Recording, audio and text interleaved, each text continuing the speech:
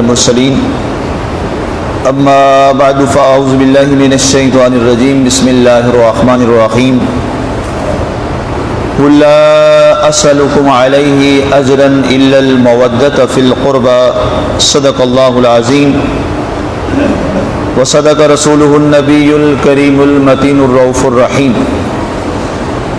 معزز سامعین و ناظرین، جیسا کہ آپ کے علم میں ہے، آج میں نے یہ اعلان کیا کہ انشاءاللہ ہمارے نئے اسلامی سال کے آغاز پر 1442 ہجری، جس کا آج پہلا دن ہے ہمارے ہاں، تو انشاءاللہ یہ عشرہ محرم الحرام پہلے 10 دن اسی طرح انشاءاللہ بعد نماز عصر 15 سے 20 منٹ کا دورانیہ جو ہے وہ ہمارا چلے گا، اور ان 10 دنوں میں مجھے امید ہے کہ کربلا کا واقعہ کیسے پیش آیا،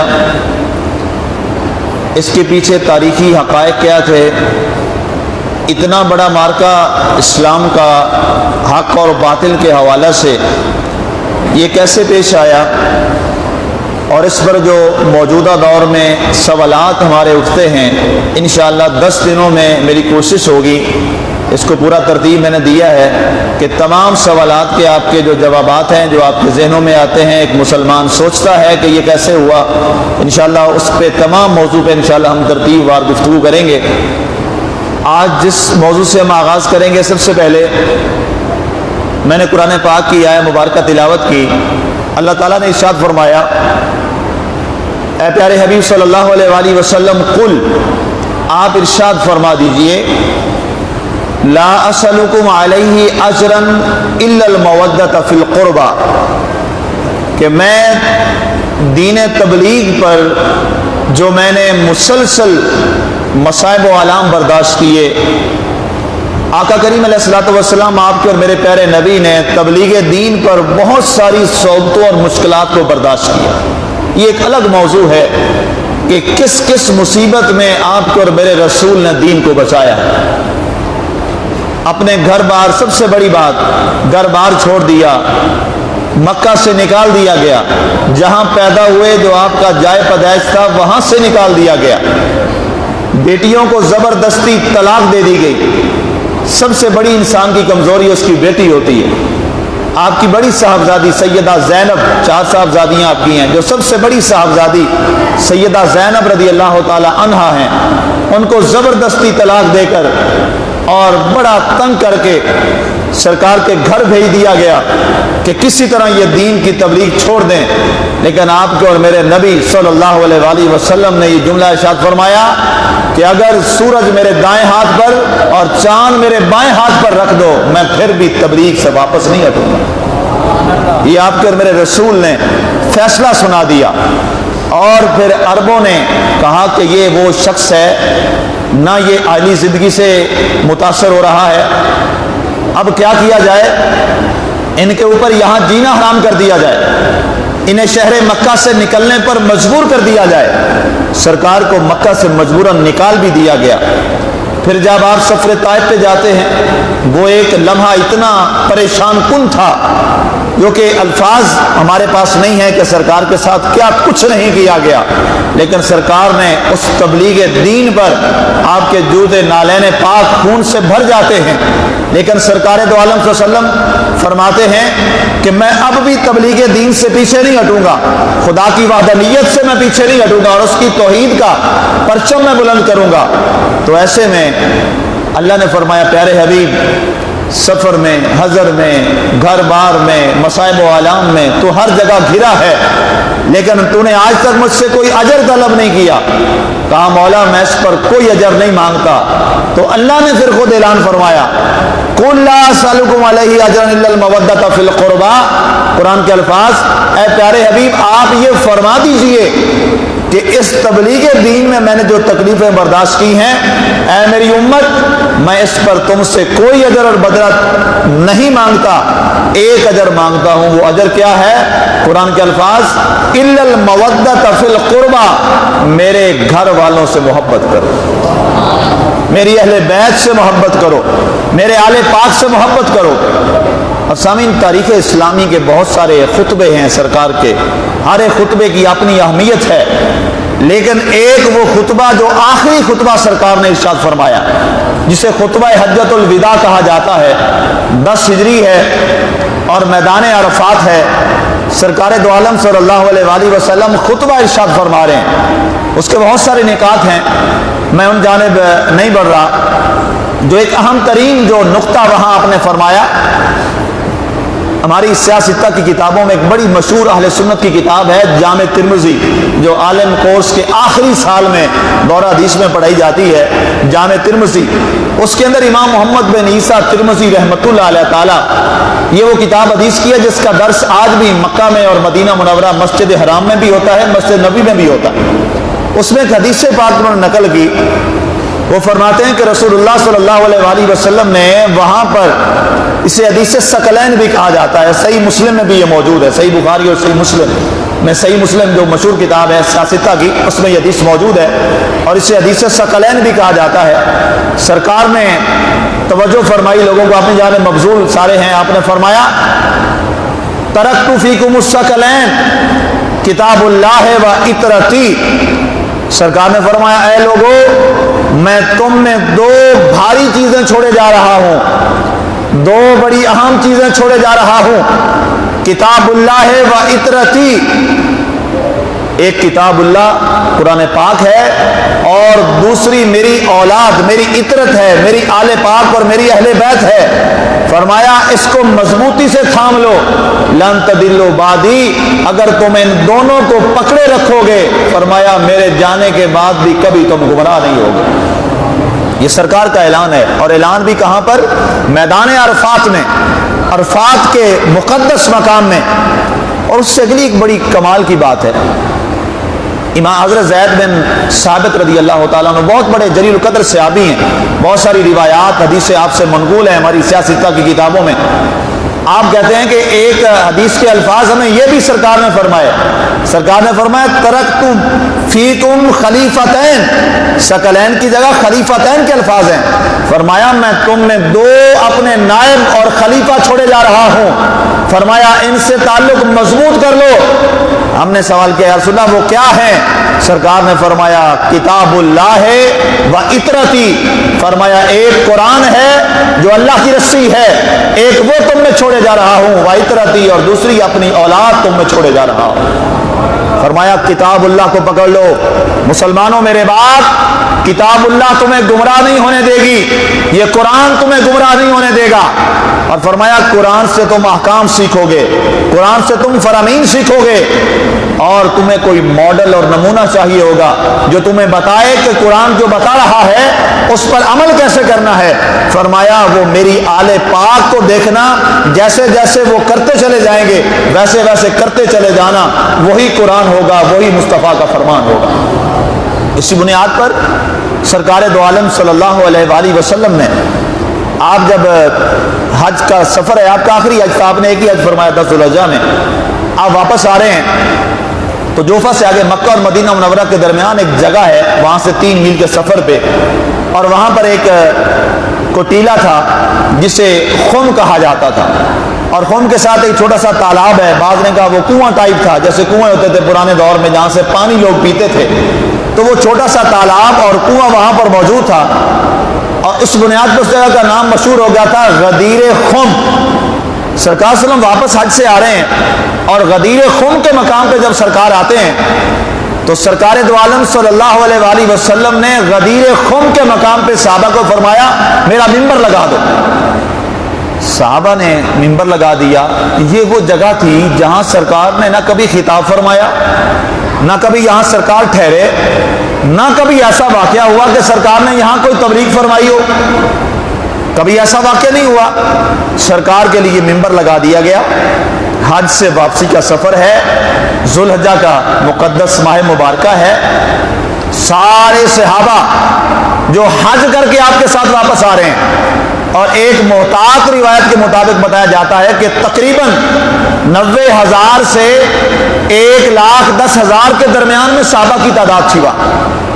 اتنا بڑا جمع غفیر سرکار کے جان نثار اور صحابہ کرام رضوان اللہ تعالی علیہ مجمعین کا آپ کے ساتھ ہے. ممبر لگ گیا، سرکار ممبر پہ تشریف لے آئے اور سرکار نے خطبہ ارشاد فرمایا. خطبہ ارشاد فرمانے کے بعد سرکار نے وہاں پر یہ پھر بات دہرائی.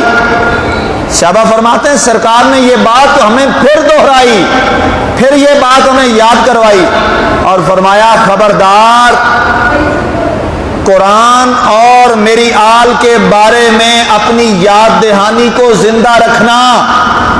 اور فرمایا کتاب اللہ ہے هو حبل اللہ ممدود من السماء الى الارض. فرمایا قرآن وہ رسی ہے اللہ کی جو آسمان سے زمین کی جانب لٹکی ہوئی ہے. فرمایا اس کو مضبوطی سے تھام لینا، یہ رسی تمہیں اپنے رب تک پہنچا دے گی. اور فرمایا دوسری چیز جس کے بارے میں تمہیں پھر میں یاد دہانی کرا دوں، فرمایا وَإِطْرَتِي وہ میری آل پاک ہے، اس کو بھی مضبوطی سے اس کا دامن پکڑ لینا، یہ بھی تمہیں تمہارے رب تک پہنچا دے گی. اور اس کے بعد آپ نے ارشاد فرمایا اینا علی بن ابی طالب رضی اللہ تعالی عنہ. فرمایا علی ابن ابی طالب کہاں ہیں؟ حالانکہ صحابہ میں موجود تھے، وہاں تشریف فرما تھے سارے صحابہ، جہاں سیدنا صدیق اکبر رضی اللہ تعالی عنہ، سیدنا فاروق اعظم رضی اللہ تعالی عنہ، سیدنا عثمان غنی ذو النورین رضی اللہ تعالی عنہ، یہ عظیم سرکار کے چشم و چراغ، چمکتے دمکتے ستارے، یہ سارے وہاں موجود ہیں. اور علی بھی ان کے درمیان پیچھے بیٹھے ہیں. سرکار نے فرمایا تعال الی یا علی، علی آئیے میری طرف. حضرت علی اٹھے اور سرکار دو عالم صلی اللہ علیہ وآلہ وسلم کی بائیں جانب آ کے بیٹھنے لگے، ہاتھ باندھ کے ابھی بیٹھنے لگے. سرکار نے فرمایا قم یا علی، علی کھڑے ہو جائیے. حضرت علی کھڑے ہو گئے. سرکار نے اپنے بائیں دستے مبارک سے حضرت علی کا ہاتھ تھاما، حضرت علی کا ہاتھ تھاما اور یوں فضا میں لہرا دیا اور ارشاد فرمایا اے لوگو آج یہ میرا اعلان سن لو، من کنت مولا ہو فہذا علی مولا ہو، جس جس کا میں محمد مولا اس کا علی مولا ہے. اور اس کے بعد جو اگلی بات آپ نے ارشاد فرمائی، ابھی ہاتھ اسی طرح ہے، دست مبارک مصطفیٰ اسی طرح ہے. فرمایا اللہم والے من والا ہو وآدے من آدھا ہو. اے مولا، اے رب کریم، جو حضرت علی سے محبت کرے اس سے تو بھی محبت کر، جو علی سے بغض رکھے مولا اس سے تو بھی ناراض ہو جا. یہ آپ نے اعلان فرمایا. اور صحابہ کرام رضوان اللہ تعالی علیہ مجمعین فرماتے ہیں کہ جب آپ نے یہ اعلان فرمایا تو ہم سب نے وہاں پر پوری محفل میں ہم سب نے کہا یا رسول اللہ صلی اللہ علیہ وآلہ وسلم، آپ کی موجودگی میں آپ کے اعلان کے آگے ہم حضرت علی کو اپنا مولا اور اپنا آقا مان لے چکے ہیں، تصور کر چکے ہیں. کیونکہ اعلان مصطفیٰ تھا اور صحابہ کا احترام مصطفیٰ یہ ہے. سنیے گا، کائنات میں ہم سنتے ہیں، بیان کرتے ہیں، آپ لوگ سنتے بھی ہوں گے کہ سرکار دو عالم صلی اللہ علیہ وسلم جیسا عظیم نبی رسول کائنات میں، بڑے رسول، سارے عظمتوں والے، سب ہمارے سروں کے تاج، سب کی عظمت کے آگے ہمارے سر نگوں، لیکن جو مقام اللہ نے اپنے حبیب کو دیا ہے کسی نبی اور رسول کو نہیں دیا. یہ بات طے ہے. اور اسی طرح جیسے سرکار کی ذات میں مثال ہے، یقین جانیے اسی طرح سرکار کے سارے صحابہ بھی بے مثال، سرکار کے صحابہ بھی بے مثال. اعلان مصطفیٰ ہوا، آقا کا اعلان ہوا کہ من کنت مولا ہو فہذا علی مولا، جس جس کا میں محمد مولا اس کا علی مولا. تو سب نے کہا یا رسول اللہ آمنا وسلمنا، ہم نے مان بھی لیا، ہم نے تسلیم بھی کر لیا، کیونکہ ہمارے مصطفیٰ کی زبان سے نکل گیا. اس کے بعد آگے سنیے، سرکار نے قرآن سے ایک بڑی پیاری مثال دی، وہ مثال بھی ہمیں ضرور سمجھنی چاہیے. یہاں پہ حضرت نوح علیہ السلام کی کشتی کا ذکر ہے نا قرآن پاک میں. یہ ہمارے صبح کے درس قرآن میں یہ گزر چکا ہے، درس کا پورا ٹاپک، اس لیے میں اس میں ریپیٹیشن میں نہیں جاؤں گا. جب وہ کشتی تیار ہو گئی تو قرآن فرماتا ہے کہ وہ کشتی جب چلی تو وہ کشتی ایسے پانی پر نہیں چل رہی تھی، بلکہ فرمایا تجری بأعیننا، وہ کشتی اللہ کی نگاہ میں چل رہی تھی۔ یہ قرآن کے الفاظ ہیں۔ وہ جو نوح علیہ السلام کی کشتی اور وہ بیڑا تھا جس میں لوگ موجود تھے، فرمایا کہ وہ کشتی ایسے نہیں ہے کہ عام کشتیوں کی طرح چل رہی تھی، تجری بأعیننا، اللہ فرماتا ہے وہ کشتی ہماری نگاہوں میں، ہماری زیر نگرانی چل رہی تھی، چلتی چلتی جودی پہاڑ کی بلندی تک پہنچ گئی۔ سرکار نے جب اپنی آل پاک کی مثال دی نا تو پتہ کیا فرمایا؟ فرمایا مثل اہل بیتی کا سفینۃ نوح من رکبھا نجا، فرمایا میری آل پاک کی جو مثال ہے وہ کشتی نوح کی طرح ہے، جو اس میں سوار ہو گیا وہ کامیاب ہو گیا، جو اس سے جدا ہو گیا وہ تباہ و برباد ہو گیا۔ اب آپ اندازہ کیجئے، مثال دیکھیے، سرکار نے مثال کہاں جوڑی، کہاں نوح علیہ السلام، کہاں سرکار کا زمانہ، آدم ثانی انہیں کہا جاتا ہے، لیکن اب فرق دیکھیے اور مثال کیسی سمجھا دی۔ فرمایا لوگوں یہ بات تمہارے ذہنوں میں راسخ ہو جائے اور یہ بات تمہارے دلوں میں مضبوط ہو جائے کہ نوح علیہ السلام کے ساتھ جو جڑ گئے تھے، جو اس کشتی میں سوار ہو گئے تھے، وہ اللہ والے ہو گئے اور وہ اللہ کی نگاہوں میں آ گئے۔ اسی طرح جو میری آل پاک کے ساتھ جڑ جائیں گے وہ اللہ کی نگاہوں میں آ جائیں گے، انہیں اللہ اپنی نگاہوں میں لے لے گا اور وہ دنیا میں بھی کامیاب ہو جائیں گے، کل بروز حشر بھی کامیاب ہو جائیں گے۔ اور کمال حدیث پاک اگلے الفاظ سنیے، سرکار نے فرمایا قرآن اور میری آل پاک، سرکار نے سے اشارہ فرمایا، سرکار نے فرمایا قرآن اور میری آل پاک یہ اکٹھے رہیں گے، لن یتفرقا، یہ کبھی الگ الگ نہیں ہوں گے۔ اور سرکار نے فرمایا مجھے کہاں آ کے ملیں گے؟ فرمایا حتیٰ کہ وقت ختم ہو جائے گا، قیامت آ جائے گی اور یہ قرآن اور میری آل پاک دونوں آ کر مجھے حوض کوثر کے مقام پہ آ کے ملیں گے۔ امام بہقی نے اس کی بڑی پیاری اور عشق والی تفسیر فرمائی، یہ حدیث پاک ہے۔ وہ فرماتے ہیں، امام طیبی رحمۃ اللہ علیہ تعالیٰ نے بھی اس کی وضاحت فرمائی، آپ فرماتے ہیں کہ اس کا مطلب یہ ہوا کہ قرآن اور اہل بیت یہ آ کر سرکار کو ملیں گے حوض کوثر پر، تو کہتے ہیں میرا ایمان یہ کہتا ہے اور میرا وجدان یہ کہتا ہے کہ جو قرآن اور اہل بیت سے محبت کرتا ہوگا جب وہاں حاضر ہوں گے تو اللہ کے رسول نے خود بھی فرمایا ہے قرآن بھی بولے گا، قیامت والے دن قرآن بھی بولے گا اور میری آل پاک بھی بولیں گے اور وہ دونوں آواز لگائیں گے این المتحابین فیہ، جو ہم سے محبت کرتے تھے وہ کہاں ہیں؟ جو ہی آواز لگے گی تو قرآن اور اہل بیت سے محبت کرنے والے وہ حوض کوثر پہ آئیں گے اور سرکار ان تمام کو اپنے دست مبارک سے حوض کوثر کا جام پلائیں گے۔ تو گویا مسلمانوں، اہل اسلام، یہ آج فیصلہ کر لیجئے، ہم نے قرآن اور سرکار کی آل پاک کو اپنے ہاتھوں سے نہیں جانے دینا۔ ایک ہاتھ میں قرآن ہو، دوسرے ہاتھ میں آل پاک ہو۔ یہی پیغام تمام سرکار کے صحابہ کرام کا تھا۔ جناب سیدنا صدیق اکبر رضی اللہ تعالی عنہ، آپ کا ایک کمال ایمان افروز واقعہ میں نے پڑھا جو بڑی کئی کتابوں میں امام احمد نے نقل کیا، مسند میں، امام طبرانی نے اپنی معجم الکبیر میں اس کو نقل کیا اور امام حسبی نے مجموع الزوائد میں اس کو نقل کیا۔ بہت سارے روایات اس پر یہ حدیث پاک موجود ہے کہ سرکار حضرت علی اس محفل میں موجود نہیں تھے۔ آل پاک کی عظمت اور شان صحابہ کرام کیسے ان کا اعلان کرتے تھے؟ تو سرکار نے فرمایا ذکر علی عبادہ وفی روایت النظر الی وجہ علی عبادہ، کہ علی کا چہرہ دیکھنا بھی عبادت ہے، علی کا ذکر بھی عبادت ہے۔ ابو بکر صدیق فرماتے ہیں کہ اس محفل میں حضرت علی موجود نہیں تھے، سرکار نے ان کا عدم موجودگی میں یہ اعلان کیا۔ تو کہتے جب محفل ختم ہوئی لوگ اپنے اپنے گھروں کو چلے گئے، میں حضرت علی کے گھر چلا گیا۔ میں نے دروازہ بجایا، آواز آئی کون؟ من دق الباب؟ قال ابو بکر۔ آواز آئی کس نے دروازہ بجایا؟ تو میں نے کہا ابو بکر۔ قال کا حاجہ، کوئی کام ہے؟ کہا نام یا علی۔ کہا جی علی کام سے آیا ہوں۔ حضرت علی جلدی سے آئے، حضرت ابو بکر کا بڑا احترام کرتے تھے حضرت علی، کیونکہ بڑے تھے، بزرگ تھے، جلدی سے دوڑ کے آئے، دروازہ کھولا اور کہا جی۔ تو حضرت ابو بکر ایسے دیکھی جا رہے ہیں حضرت علی کو، حضرت علی نے پھر استفسار کیا، جناب آپ ہمارے بڑے ہیں، ہمارے بزرگ ہیں، آپ قابل احترام ہیں، آپ فرمائیں کیا کام ہے؟ حضرت علی ایسے دیکھ رہے ہیں، کوئی بات نہیں کر رہے۔ بارے دیگر یہی استفسار کیا حضرت علی نے، حضور فرمائیے کیا حکم ہے؟ بندہ نہ چیز حاضر ہے آپ کے لیے، حکم کیا ہے فرمائیے۔ تو آپ نے فرمایا علی میں اپنا کام کر رہا ہوں۔ کہا کیا کام؟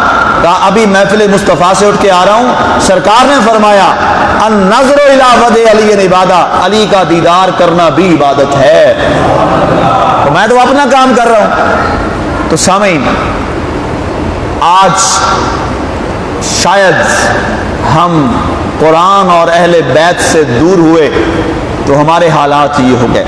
آئیے دوبارہ اس نئے سال کے آغاز پر 1442 ہجری نئے سال کا آغاز ہو چکا، آج اس کا بھی یکم ہے، پہلا دن ہے۔ آج ہم یہ عہد وفا کریں اور آج یہ وعدہ کریں کہ ہم ایک ہاتھ میں قرآن لے کے چلیں گے اور ایک ہاتھ میں اہل بیت اطہار ان کو لے کے چلیں گے، اور انشاءاللہ انہی دونوں کی نسبت سے اللہ دنیا میں بھی کامیاب فرمائے گا اور کل بروز حشر بھی کامیاب فرمائے گا۔ وما علینا الا البلاغ المبین۔